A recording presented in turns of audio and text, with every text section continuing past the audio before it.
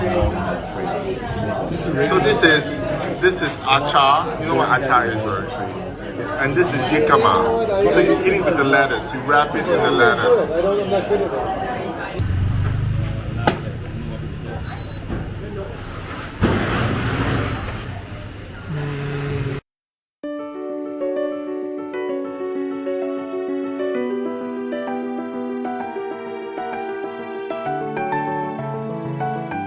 Known as the Pearl of the Orient, Penang Island is simply a place filled with cultures that is a mix of Malays, Indians, and Chinese. Now, the number of tourists visiting Penang Island is about 7 times its residents here. So as a result of the burst of culture here, the local cuisine is simply amazing. Now, after all, there are 61 Michelin-recognized eating establishments here. But before we start, kindly hit the subscribe button and the notify button for new contents that I upload weekly. Terima kasih. Now, the Peranakan or Nyonya Baba culture is most prominent in Penang. So the term Peranakan generally refers to a person of mixed Chinese and Malay or Indonesian heritage. Now, the ancestors were thought to be of Chinese traders who married local women, creating the Peranakan culture. So because of that, their cuisine is a mix of Chinese and Malay cookings and ingredients. Now, one of the very first fusion concepts in the world, if you ask me. There are many places to try Peranakan dishes here in Penang, and one of them is at Richard Riverly Nyonya Cuisine. So here in the beautiful dining room, diners will eat typical Peranakan dishes like achar, which is a popular vegetable pickle dish that I call the kimchi of Southeast Asia, and also stir-fry jicama with finely julienne carrots and cuttlefish wrapped in a lettuce, both aiming to whet your appetite. Now, the Asam prawns dish is delicious, and it goes really well with the ulam rice, which is a rice originated from Indonesia mixed with veggies and herbs. Now, it also goes well with the kerabu rice, which has a much more subtle taste, with the blue hue coming from a blue flower extract. Now, both rice dishes pair well with the fish curry and the delicious dish of babi bonte, which is a pork dish braised in fermented soybean sauce and spiced with cinnamon and star anise. But Penang is all about its street food. Now, everyone comes to the Penang Road famous Teochew Chendol, which sells this cooling and refreshing shaved ice dessert that contains worm-like pandan flavored green rice flour jelly. Worry not, there's no actual worms in here. Coconut milk and also palm sugar syrup. This place usually has a long line, but when I came here, there was only a few people waiting, so I totally lucked out. So this is my famous chendol that I finally got. They weren't open yesterday, but they're open today, so I'm so excited! It's really good. I mean, it's refreshing on a hot day. I wouldn't say it's the best one I've had, but it's good. It hits the spot.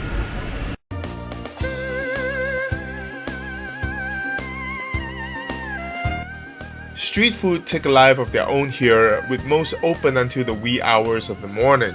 Now in Penang, there are also kopitiams or coffee shops housing several vendors under its roof, selling Penang staples like char kway teow, which is a charcoal stir-fried rice noodles that has big flavors, contrasting texture, and most importantly, that charred smokiness from the charcoal.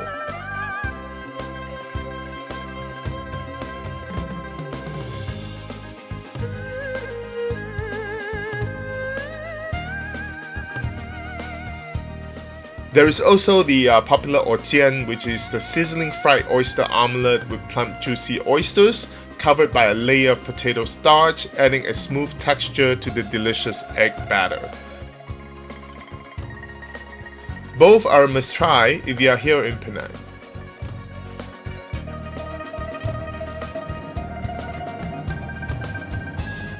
Another must try dish in Penang is the Hokkien Mee at this Michelin recommended vendor. It's a yellow noodle soup dish topped with bean sprouts, chives, pork ribs, shrimps, but what makes it most delicious is its soup stock that's made with pork as well as shimmering prawn heads and shells for hours. The result is the tasty savory soup filled with such umami flavor. Now, the impoverished Chinese immigrants with lack of resources had to be creative with their cooking, and in an attempt to make a delicious soup with very little resource they had, they came up with this dish.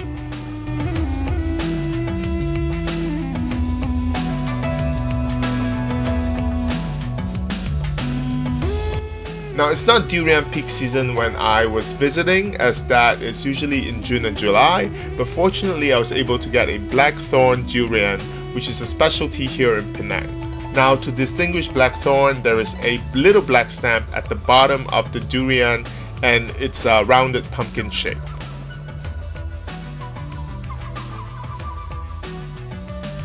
So at around $23 a kilo, this is actually not the most affordable durian.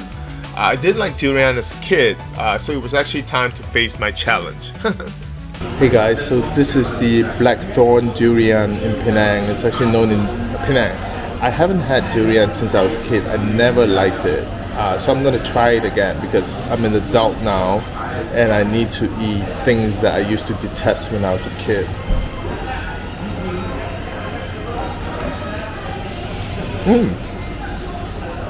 It's really creamy. I actually liked it.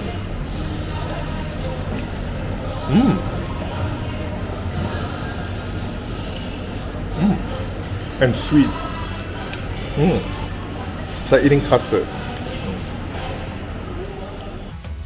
If you need a healthier fare and something more light with a relaxing scenery, GS Steam Hot Pot Seafood, located in a fishing village in the south of Penang Island, is definitely the place to go.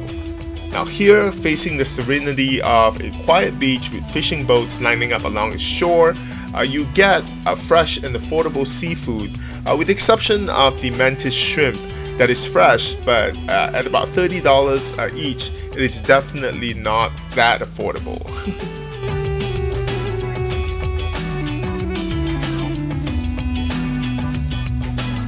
Now the concept here is just to steam the various seafood dishes you order, from shrimps to clams to scallop and even veggies.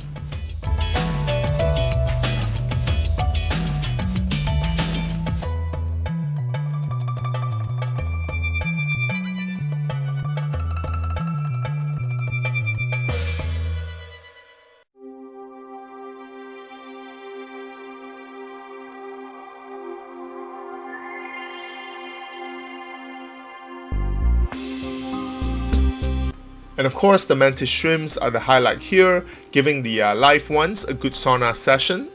Sorry, PETA folks, no, please don't come look for me. Honestly, while the meat of mantis shrimp was super sweet, I was a bit disappointed that there was actually not more of it.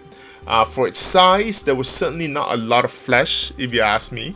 I think the giant prawns in Sabah, which is a state in East Malaysia, is more worth the price rather than the mantis shrimp that we actually paid for here. Now we ended the meal with a congee made from the essence of the seafood dropped to the bottom of the pot. What an ingenious idea, so delicious. So there you have it. The food in Penang is simply amazing. One can eat affordably when you're here, except for the mantis shrimp, and the sunset is amazing too.